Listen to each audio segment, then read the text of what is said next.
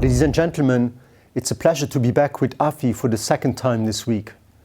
This time I am with you in my position as Minister of the Economy after I launched AFI's European Representation Office on Monday as Luxembourg's Minister of Development, Cooperation and Humanitarian Affairs. The COVID-19 crisis has accelerated the trend towards digitalization. Today, more and more people turn to digital financial transactions which allow for social distancing. As such, the pandemic is underscoring why strong cybersecurity is essential to a 21st century inclusive financial system. Today, nearly 80% of the developing world's population owns a mobile phone. Digital financial services have become effective delivery channels for financial services to poor people. Yet, in many parts of the world, the capacity of digital financial service providers and of governments to respond to cybercrime has not kept pace with the rise of cyber threats.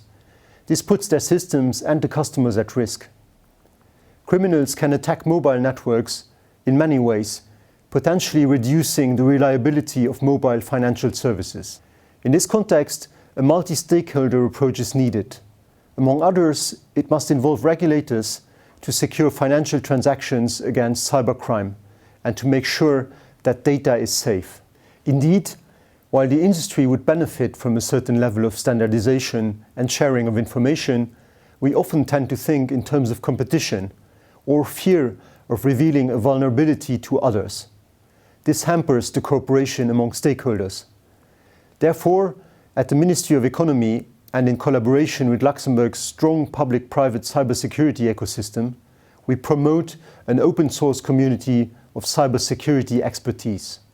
With this approach, we want to facilitate access to expertise and strengthen our joint response capacity. Mr. Franz Fayot, one of my staff members who will be part of the panel later on, will certainly tell you more about this. Let me give you an example of possible collaboration. A network of regional cybersecurity resource centers could provide a neutral and less resource-intensive platform for public-private collaboration. This platform would include the exchange of threat information, international best practices, guidelines and training. It would allow regulators to use private expertise to keep up with fast-paced innovations in digital financial services. Indeed, we need to address remaining challenges in a collaborative manner.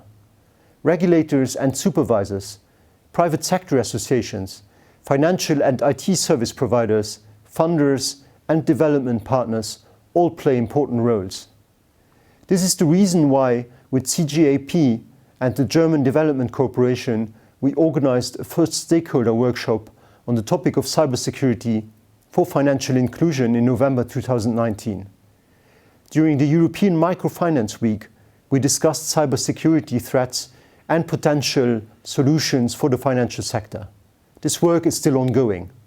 Such dialogue is essential for promoting a common understanding of cybersecurity and cyber resilience within the financial sector, and for exchanging best practices and lessons learned.